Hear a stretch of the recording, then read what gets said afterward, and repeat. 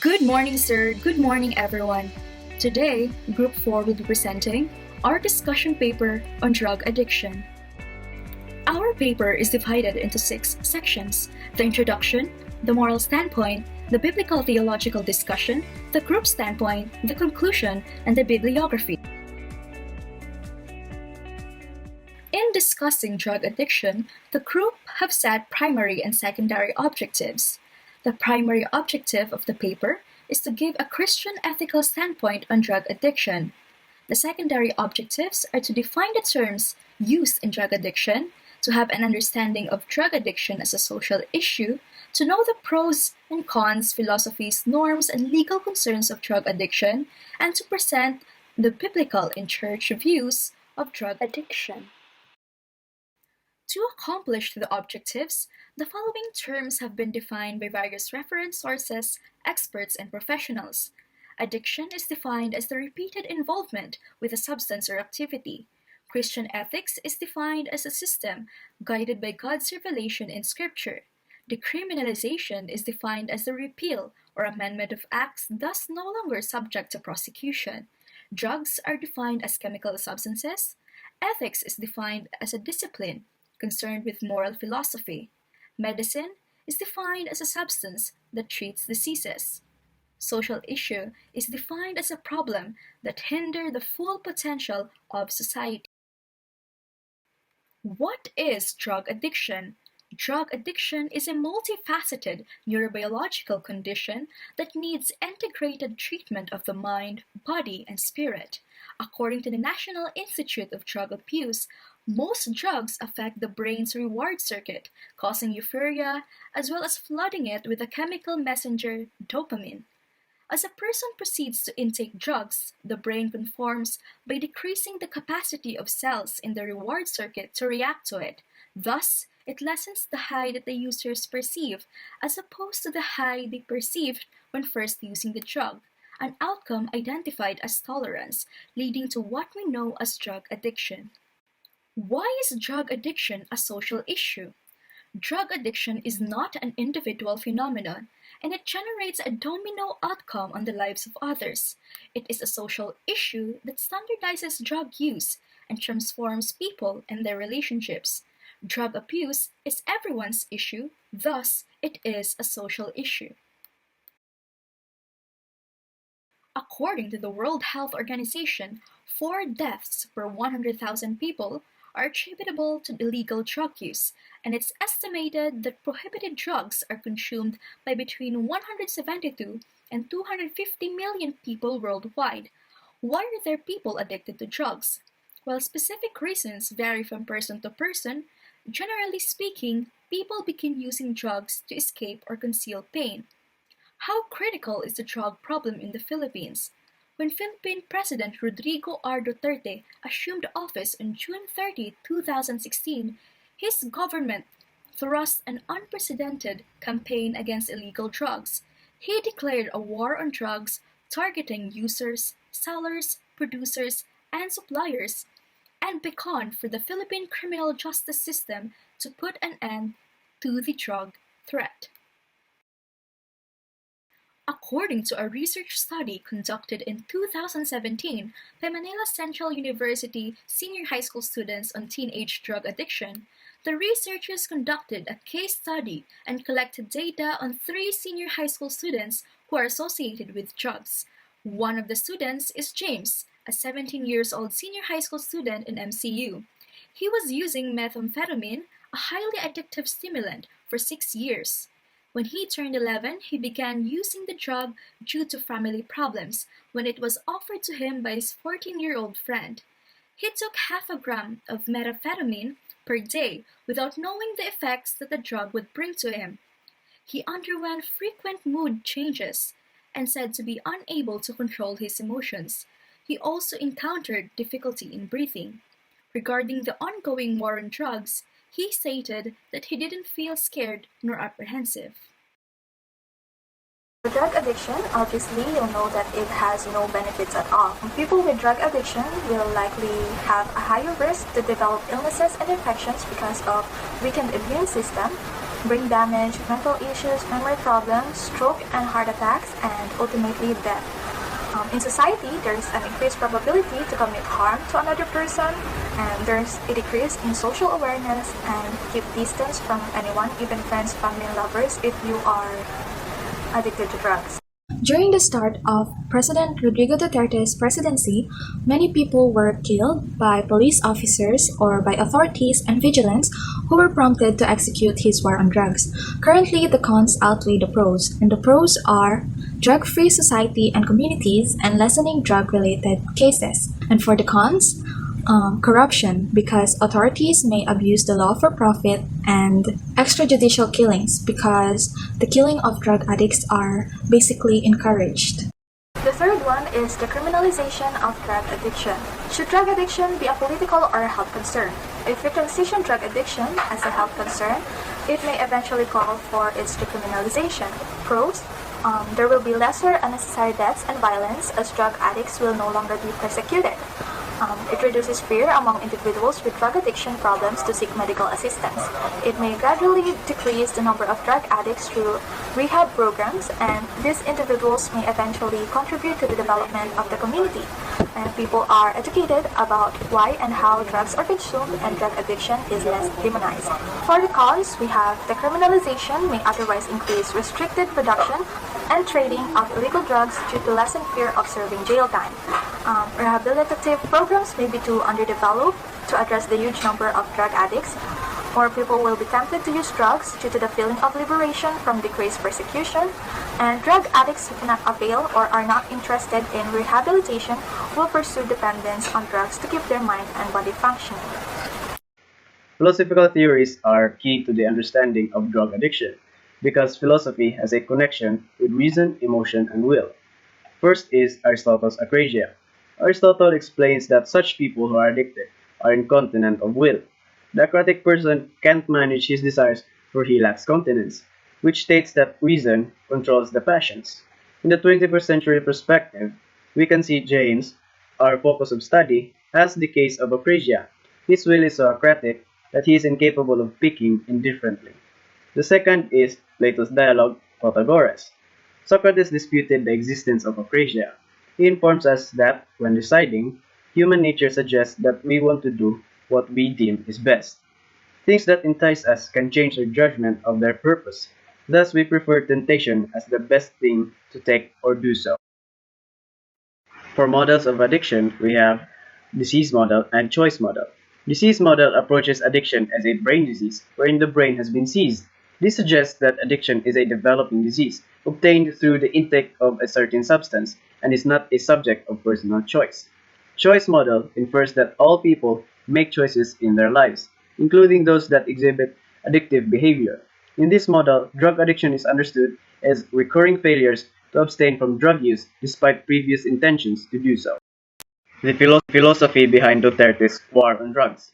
The country is torn on whether the war on drugs signifies a brand new period in Philippine politics or the country's disastrous ruin. Duterte's philosophy of drug addiction has been prevalent since the start of war on drugs within the early 1970s. Many places within the Philippines have anti-drug posters that are expressing the public's resolve to eradicate what they see as society's threats. In the Philippines, there are systems that operate to ensure the citizens' safety from harm, and laws that take care or impose punishment among people who are under the influence of drugs, and norms as well exist with which the people heavily consider when it comes to getting involved with drugs. The Comprehensive Drugs Act of 2002 aims to lessen the drug prevalence in the Philippines and help individuals in need of rehab to be able to still have a chance to be useful, and as it also is their right. Executive Order Number 4 in 2016 aims to create measures and to build at least one rehabilitation facility in each province in the Philippines to reintegrate individuals with drug dependence to society, as it is stated in the order that the state values human rights. In Executive Order Number 18 in 2017, it aims to create an anti-illegal drug force and systems, policies, programs, and projects to suppress the drug problem in the Philippines. Executive Number 66 in 2018 aims to create a drug-free environment wherein workplaces are suggested to conduct authorized drug testing and to monitor the prevalence of drug abuse in the country through surveys and scheduled reports. Now, for the norms, number one, the normalization to consider drug addicts as hopeless. Now, rather than a mental or a health concern, Filipinos generally view the term addict as negative. Most people are scared of drug users for the reason that some people under the influence of drugs can commit heinous crimes because they are unconscious of their actions. In the Philippines, every drug user is considered an addict. Adults look at young addicts as patapon or waste, and this can also contribute to the acceptance of the system of the state to rather put them to jail instead of rehabilitating them. The second norm is to pray against temptation. Philippines is a Christian country and prayer is a custom. And most people are advised to talk to God in times of need, especially when there's temptation. There's also a common conviction that the body is a temple and must not be defiled or misused in any way, which impacts some individuals' decision regarding trying out substances. A person may win the battle against temptation if he would rather direct his attention towards God instead of the temptation per se. Lastly, concerning themselves on other opinions. Most Filipinos are very concerned about what other people will say about them, so it makes them more conscious of their actions. I'm going to discuss about the biblical and church view regarding the issue drug abuse. So, what does the Bible say about drug abuse or drug addiction? The Bible did not specifically stated about drugs, addict, nor addiction, but the oldest form of addiction during the time of Jesus was alcohol. God asked us to live a life that gratifies Him. The Bible did not say that God prohibits us from constant use of substances, but He does set guidelines to follow, and that guidelines is the Ten Commandments. In helping Christians decide whether drug addiction is a sin or not, one must look if it helps us love God and our neighbors. In the biblical perspective, Corinthians 10:13 warns us about temptations because it could be overwhelming, but we are given options on how to overcome it, like for example, rehabilitation. Drug addiction is a form of temptation because constant intake of the substance causes people to lose control and becomes dependent on the drug. But as a benevolent God, He gave us ways to resolve it and gives chance to a person for a radical change and reconcile with Him.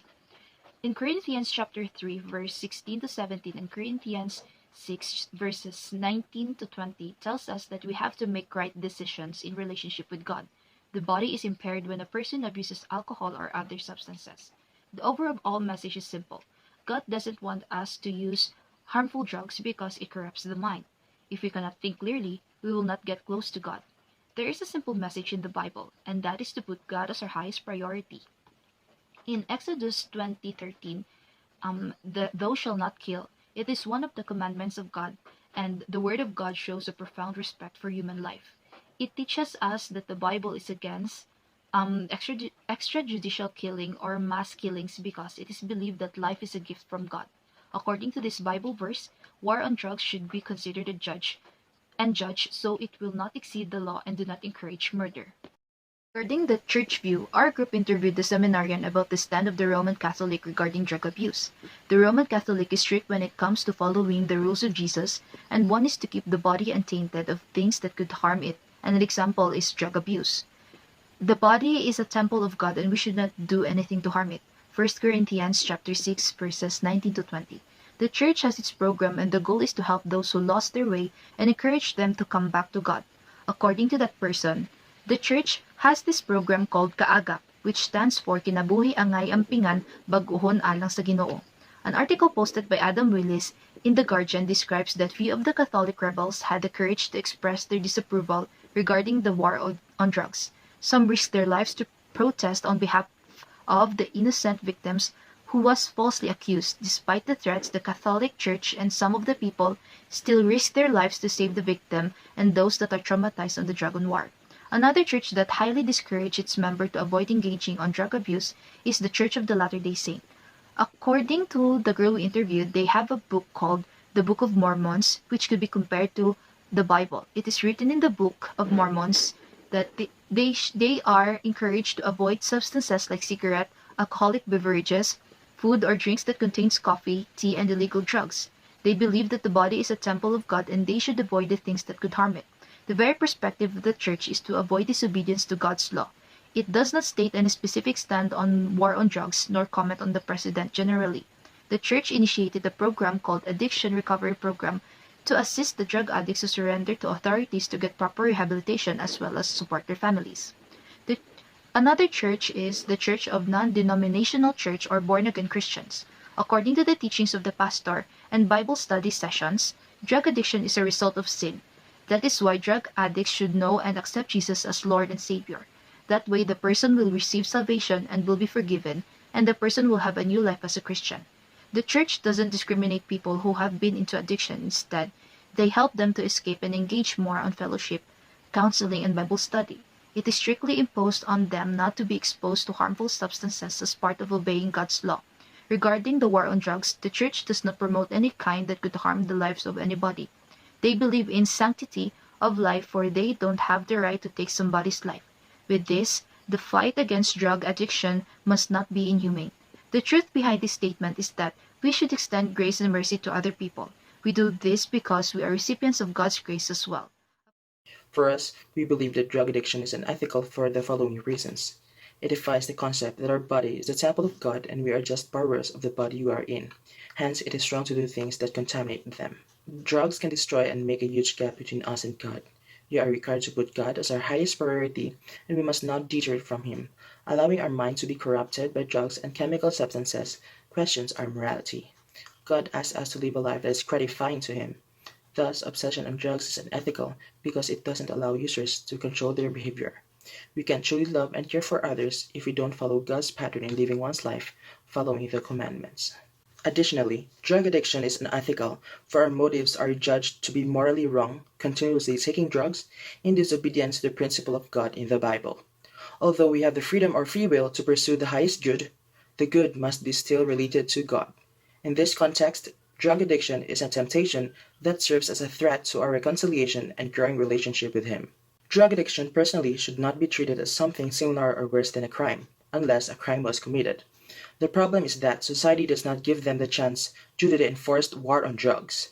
Putting every drug user there to jail or executing them is unethical, for one is going against the principle of God.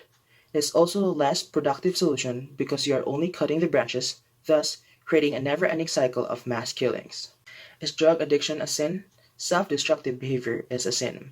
Many motivations may occur on why a person becomes a victim to drug addiction. However, we believe that it is a matter of personal choice as opposed to one's lack of self-control or akasha. We believe that drug addiction is not a disease or disease model, but an active decision due to the greed or overindulgence of using drugs. As we battle a widespread disease that has no simple remedy, we believe that when one is striving to overcome his or her addiction, God will be there to help that person through the church and or biblical passages. The fundamental step in dealing with drug addiction is education or knowledge as explained by Plato, exhibiting a full understanding of the social issue. Especially in churches, it is important to inform people of the adverse effects associated with drug dependence. It gives a warning to avoid dangerous situations and be informed to make healthier personal choices. Drug rehabilitation through decriminalization and faithful living through prayer can also negate the cases of drug addiction. Additionally, through decriminalization, we propose churches to conduct programs and camps intended for drug education and rehabilitation. As Christians, we have to love our drug-addicted neighbors. We should not persecute them just because they are addicted to drugs. It was stated in the biblical view that God gives a personal chance for radical change by letting him overcome temptation, make the right decision, and respect human life. In God's strength, we must create a difference in the lives of those in society. Drug addiction is a common social issue worldwide, not only in the Philippines. The Christian community ought to act in light of his or her Christian faith when facing drug addiction. In the Christian ethical analysis of drug addiction, one must find and understand its nature, concerns, and prospects before deciding whether it is ethical or not. We deem drug addiction as unethical for it goes against the principle of the Bible and of God. It should be highlighted that drug addicts can still be part of the society they were once in. They could still get up on their feet, face their social relationships, know themselves once more, and work to lead a life with God and with others. The Christian community will always be ready to lend a helping hand to guide and support those who are victims of drug addiction. That would be all for our discussion on drug addiction. Thank you very much for listening.